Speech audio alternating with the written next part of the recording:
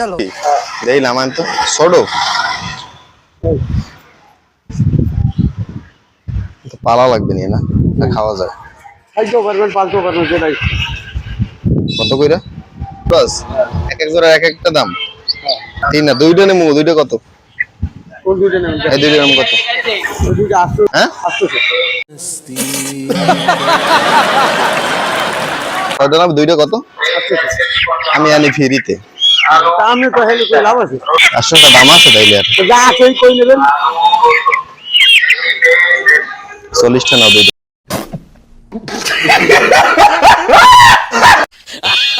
দুইটা 40 টা নাও ভালো কইছেন পারি